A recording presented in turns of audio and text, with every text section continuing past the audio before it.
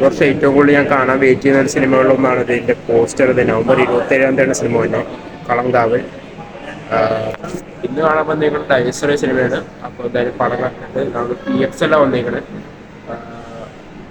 So പടം കണ്ടതിന് സംസാരിക്കാം.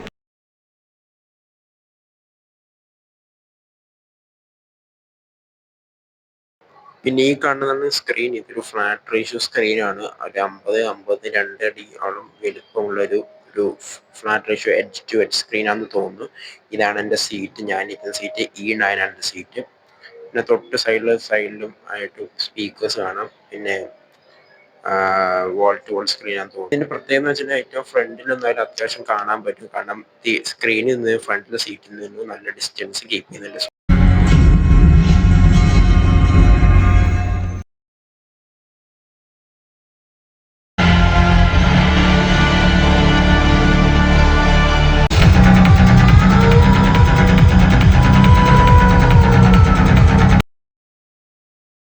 അങ്ങനെ DSR സിനിമ കണ്ടിറങ്ങിയൊക്കെയാണ്. എന്നോട് ചോദിക്കുകയാണെങ്കിൽ ഉണ്ടല്ലോ, Rahul Sadasivan did it again എന്നാണ് എനിക്ക് പറയാനുള്ളത്. ചില സമയത്തൊക്കെ എനിക്ക് ഒരു ഫ്ലാറ്റ് ഒരു സ്ക്രിപ്റ്റ് ആയിട്ട് തോന്നി ചില ഏരിയാസില്. നമ്മള് അങ്ങനെ സ്ഥിരമായിട്ട് കാണുന്ന അല്ലെങ്കിൽ അതിൽ നിന്ന് വ്യത്യാസം ഉണ്ടെന്ന് വെച്ചാൽ അങ്ങനെ ഒന്നുമില്ല. പക്ഷെ ഇതിന്റെ സിനിമയ്ക്കകത്തുള്ള ക്യാരക്ടേഴ്സിനുള്ള ക്യാരക്ടറൈസേഷൻ അതെനിക്ക് രസമായിട്ട് തോന്നി. DSR ഒരു ഫ്ലാറ്റ് റേഷൻ സിനിമയാണ്, അതുകൊണ്ടാണ് ഇവിടെ വന്നത്. ഞാൻ ഫസ്റ്റ് ടൈമാണ് PXL സിനിമ കാണുന്നത്. ഞാൻ ഇതിന് ഫോറമോട് വന്ന് ഫോറം PVR കണ്ടെങ്കിലും PXL ആദ്യമായിട്ട് ഞാൻ സിനിമ കാണുന്നത്. So good. ഇതിന്റെ റേഷ്യോ എന്ന് പറഞ്ഞാൽ 2:1 എന്ന റേഷ്യോയിലാണ് ഈ സിനിമ ചെയ്തിരിക്കുന്നത്. രാഹുൽ സദാശിവന് എല്ലാ സിനിമകളും ഫ്ലാറ്റ് റേഷ്യോ സിനിമകളാണ്. അതുകൊണ്ട് തന്നെ ഈ സിനിമ ഇവിടെ ഇത്തരം സ്ക്രീനുകളിൽ PXL, എപ്പിക്, വേറെ ഏതെങ്കിലും ഫ്ലാറ്റ് റേഷ്യോ സ്ക്രീൻ അല്ലെങ്കിൽ ഫ്ലാറ്റ് റേഷ്യോ സ്ക്രീൻ സെലക്ട് ചെയ്ത് തന്നെ ഈ സിനിമ കാണാൻ നോക്കാം. എന്നാൽ മാത്രം ഇമേഴ്സീവ് എക്സ്പീരിയൻസ് കിട്ടുള്ളൂ. ഇന്ന് ഞാൻ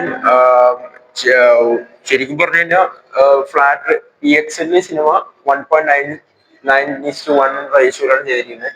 പക്ഷെ എങ്കിൽ പോലും ഈ സിനിമയിൽ ചെറിയൊരു ബ്ലാക്ക് ബാർ ഉണ്ടായിരുന്നു, ചെറുതായിട്ട് സ്ലൈറ്റ് ആയിട്ട്. പക്ഷെ അത് നമ്മൾ നോട്ടീസ് ചെയ്യില്ല. സിനിമ കണ്ടോണ്ടിരിക്കുമ്പോൾ നമുക്കതൊന്നും ഒരു വിഷയമല്ല. സിനിമയുടെ മേക്കിംഗ് തന്നെ എടുത്തു പറയാം.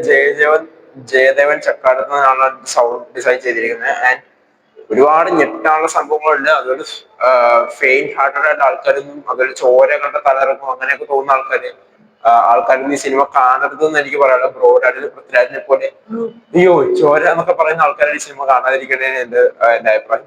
എടുത്തു പറയേണ്ട പെർഫോമൻസ് ജിബിൻ ഗോപിനാഥ്. ഈ പുള്ളിയുടെ ഒരുപാട് സിനിമകൾ നിങ്ങൾ കാണുന്നത് ജിബിൻ ഗോപിനാഥ്. മിക്ക സിനിമ പോലീസ് വേഷമൊക്കെ ചെയ്തിട്ടുള്ള ആക്ടറാണ് ജിബിൻ ഗോപിനാഥ്. ഒരുപാട് സിനിമകൾ ജിബിൻ ഗോപിനാഥ് നിങ്ങൾ കണ്ടിട്ടുണ്ടാവും. പിന്നെ ഈ സിനിമയുടെ ഒരു സംഭവം എന്ന് വെച്ച് കഴിഞ്ഞാൽ ചെറിയൊരു സെറ്റിംഗ് ആണ്. അതായത് വീട്, കുറച്ച് സ്ഥലങ്ങൾ. രാഹുൽ സദാശിവൻ സിനിമകളിൽ കുറച്ച് ക്യാരക്ടേഴ്സ് ഒക്കെ ഉണ്ടാവുള്ളൂ, പക്ഷെ എല്ലാം ഭയങ്കര ഇമ്പാക്ട്ഫുൾ ആയിരിക്കും. പിന്നെ അരുൺ അജികുമാർ പടക്കളത്തിലേക്കുള്ള പുള്ളി, എസ്തറ്റിക് കുഞ്ഞമ്മ പുള്ളി അടിപൊളിയായിട്ട് ഈ അതിനകത്തുള്ള ഒരു ക്യാരക്ടർ ചെയ്തിട്ടുണ്ട്. ഞാൻ ഒന്നും പറയുന്നില്ല. സംഭവം ഹൊററാണ്. അപ്പൊ അതുകൊണ്ട് തന്നെ കുറച്ച് ഈ രാഹുൽ സദാശിവന്റെ സിനിമകൾ പ്രത്യേകം എന്ന് വെച്ച് കഴിഞ്ഞാൽ ഹൊറർ ആണെങ്കിൽ പോലും പ്രേതത്തെ കാണിക്കുന്ന ഒരു മിന്നായം പോലെയൊക്കെ നമ്മൾ പ്രേതത്തിനെ കാണുന്നു. പക്ഷെ അവിടെ അതിന് കൊണ്ടുവന്ന ട്വിസ്റ്റുകളും അതിന്റെ കാരണങ്ങളൊക്കെ കുറച്ച് ക്ലീശയായിട്ട് എനിക്ക് തോന്നി. അത് രാഹുൽ സദാശിവൻ ഇത്തവണത്തോ സ്ക്രിപ്റ്റിൽ അത്ര ശ്രദ്ധിച്ചില്ല എന്നൊരു അഭിപ്രായം എനിക്കുണ്ട്.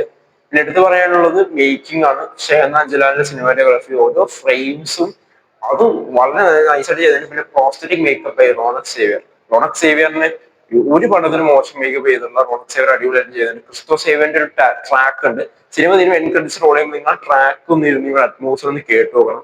ഇവിടെ കണ്ടോളൂ. ഞാൻ ഫസ്റ്റ് ടൈം ആണ് ഒരു premium large format screen PXL പോകുന്നത്. അതിന്റെ റേഷ്യോ ആ സിനിമ ഫുള്ള് നിറഞ്ഞിങ്ങനെ കാണുമ്പോഴുള്ള മക്കളെ അടിപൊളിയാണ്. And coming to Pranav Mohanlal. ആദ്യ സിനിമയിൽ പ്രണവ് ഡെബ്യൂ ചെയ്തപ്പോ പ്രണവിന്റെ ആക്ടിങ് എനിക്ക് അത്ര രസമായിട്ട് തോന്നിയില്ല. Pranav Mohanlal I didn't feel like is a son. അല്ലെങ്കിൽ ലാലേട്ടന്റെ മക്കൾ പറഞ്ഞു, ലാലേട്ടന്റെ ഒരു സംതിങ്. ഇപ്പൊ ഇൻസ്റ്റയിൽ ഒരു റീല് കണ്ടായിരുന്നു, Pranav finally started showing his DNA. അതാണ് എനിക്കിവിടെ പറയാനുള്ളത്. പ്രണവ് ഇപ്പോഴെങ്കിലും പ്രണവിന്റെ DNA കാണിച്ചു തുടങ്ങിയതാണ് എനിക്ക് പറയാനുള്ളത്. ആൻഡ് പ്രണവിന്റെ പെർഫോമൻസ് അടിപൊളിയായിട്ട് പ്രണവ് ചെയ്തിട്ടുണ്ട്. ഓരോ ഡയലോഗ് ഡെലിവറി പ്രണവ് നൈസായിട്ട് തന്നെ ചെയ്തിട്ടുണ്ട്. പ്രണവിന്റെ അധികം ആക്ട് ചെയ്ത് അങ്ങനെ ഫലിപ്പിക്കേണ്ട ഒരു ക്യാരക്ടറായിട്ട് എനിക്ക് തോന്നിയില്ല. ഇവിടെ ഉള്ളത് പുള്ളി നൈസായിട്ട് പുള്ളി മാച്ച് ചെയ്തിട്ടുണ്ട്.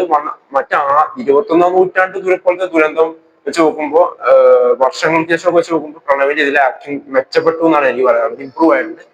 പിന്നെ ജയ കുറുപ്പ് ഒരു ക്യാരക്ടർ ചെയ്യുന്നുണ്ട്. പിന്നെ കുറച്ച് ക്യാമിയോസും കുറച്ച് സർപ്രൈസിങ് ആയിട്ടുള്ള സാധനങ്ങളുണ്ട്. രാഹുൽ സുദാർശൻ സിനിമകൾ കണ്ടവർക്ക് അറിയാം. അത് ഞാൻ ആരും ഒന്ന് കമന്റ് അടിക്കരുത്, അത് കണ്ടവര് മനസ്സിൽ നിന്ന് വെക്കുക. കാരണം നിങ്ങൾക്ക് എന്ത് തോന്നി പടങ്ങളായിട്ട് എന്ത് തോന്നി എന്ന് പറയാം. എനിക്ക് തോന്നി കഴിഞ്ഞ ഇതിനകത്ത് കുറച്ച് ഹൊറർ എലമെന്റ്സ് ഇല്ല എന്ന് ഞാൻ പറയില്ല, പക്ഷെ കമ്പയർ ടു ഭൂതകാലം, ഭ്രമയുഗം, ഭ്രമയുഗം ഒരു കൊടുക്കുന്ന ഒരു സംഭവമുണ്ട്, ഒരു ഇമ്പാക്ട് ഉണ്ട്. ഇത് ചില സമയത്തൊക്കെ ഒരു ഇമ്പാക്ട് ആയിട്ട് എനിക്ക് തോന്നി. പിന്നെ പേടി തോന്നി ഇന്റർവെല്ലിൽ ഒരു 10 മിനിറ്റ് മുമ്പ് ഒരു കുറച്ച് സൗണ്ട് എഫക്ട് സംഭവങ്ങളൊക്കെ ഉണ്ട്. എന്നെ നോട്ട് എ ഒരു മോശം സിനിമയായിട്ട് ഞാൻ പറയില്ല രാഹുൽ സദാശിവൻ. രാഹുൽ സദാശിവൻ ഞാൻ ആദ്യം പറഞ്ഞ പോലെ തന്നെ എനിക്ക് പറയാനുള്ളത്, ആ ഒരു രീതി സിനിമ തുടങ്ങുമ്പോൾ അവസാനം വരെ നമുക്ക് കൊണ്ടുവരുന്നുണ്ട്. ആൻഡ് സം ക്ലീഷേഴ്സ് ഫ്ലാറ്റ് ആയിട്ട് തോന്നി, സ്ക്രിപ്റ്റ് കുറച്ച് ഫ്ലാറ്റ് ആയിട്ട് തോന്നി. അതെന്റെ പേഴ്സണൽ ഒപ്പീനിയൻ ആണ്. കണ്ടവർക്ക് ചിലപ്പോൾ തോന്നി തോന്നേക്കാം. ഓക്കെ, എന്തായാലും യാ. പിന്നെ ഹൊററിനൊക്കെ നമ്മൾ എന്ത് രീതിക്കുള്ള എന്താ പ്രതീക്ഷിക്കാൻ. പിന്നെ ക്രിസ്റ്റോസേവന്റെ മ്യൂസിക് അടിപൊളി, ഷഫീഖ് മുഹമ്മദ് എഡിറ്റിംഗ് അതും അടിപൊളി. ചില ലൈറ്റിംഗ് ഒക്കെ ഉണ്ട്, അത് വീടിന്റെ അകം കാണിക്കുമ്പോൾ ആ ഒരു ലൈറ്റിംഗ് ഉണ്ടല്ലോ, ആ ലൈറ്റിംഗ് ശരിക്കും ഒരു പേടിപ്പെടുത്തുന്ന അറ്റ്മോസ്ഫിയർ ആയിട്ട് എനിക്ക് തോന്നി. ആ ഒരു പേടി കൊണ്ടുവരാൻ ശരിക്കും ഒരു ലൈറ്റിംഗിന് സാധിച്ചിട്ടുണ്ട്. അത് അടിപൊളിയായിട്ട് തന്നെ അവർ മേക്ക് ചെയ്ത് വെച്ചിട്ടുണ്ട്. രാഹുൽ സദാശിവൻ അഗൈൻ കൺഗ്രാറ്റ്സ് എന്നാണ് എനിക്ക് പറയാനുള്ളത്.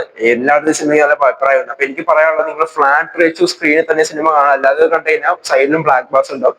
അപ്പൊ ഞാൻ കണ്ടത് PXL, എനിക്ക് ഫസ്റ്റ് എക്സ്പീരിയൻസ് തന്നെ PXL ആദ്യത്തെ എക്സ്പീരിയൻസ് ആയിരുന്നു. നോക്കുമ്പോൾ തന്നെ എനിക്ക് നല്ലൊരു എക്സ്പീരിയൻസ് ആ തോന്നി. ഇനി അടുത്ത ഫ്ലാറ്റ് റേഷ്യോ പടങ്ങളെല്ലാം വരുമ്പോൾ ഞാൻ ഇവിടെ തന്നെ വന്ന് കാണുന്നതായിരിക്കും. ഞാൻ പൊതുവെ അങ്ങനെ ഫ്ലാറ്റ് റേഷ്യോ പടങ്ങൾ അങ്ങനെ കണ്ടിട്ടില്ല. PXL പോലത്തെ ബിഗ് പിക്സ്, അങ്ങനത്തെ പിക്, അങ്ങനത്തെ സ്ക്രീനിലും കണ്ടിട്ടുള്ള.